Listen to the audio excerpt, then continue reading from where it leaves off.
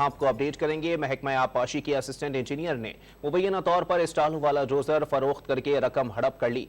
महकमा सॉलिसिटर ने महकमा आबपाशी से असिस्टेंट इंजीनियर के खिलाफ मुकदमे के इंदराज की सिफारिश कर दी है।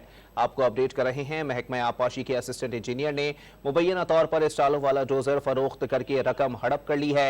महकमा सॉलिसिटर ने महकमा आबपाशी से असिस्टेंट इंजीनियर के खिलाफ मुकदमे के इंदराज की सिफारिश कर दी है। मजीद जानते हैं डॉन न्यूज़ के नुमाइंदे खावर हुसैन से। जी खावर, बताइएगा मुमकिना तौर पर क्या कार्रवाई अमल में लाई जा सकती है?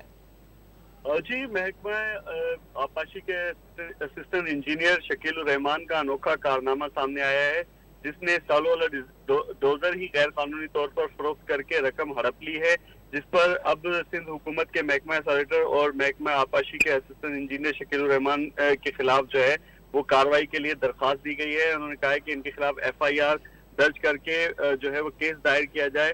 असिस्टेंट सॉलिसिटर सिंध की जानिब से ये मरासला सेक्रेटरी आबपाशी को अरसाल किया गया है और उन्होंने कहा है कि महकमा सॉलिसिटर की जानिब से 27 अप्रैल 2023 और 30 मार्च 2023 और 10 मई 2023 को मरासले अरसाल किए गए, जिस पर असिस्टेंट इंजीनियर शकील रहमान ने गैर कानूनी तौर पर सालों वाला डोजर जो है वो फरोख्त किया था। इस मामले की इंक्वायरी करके ये केस जो है वो अब अदालत में भेजा जाए।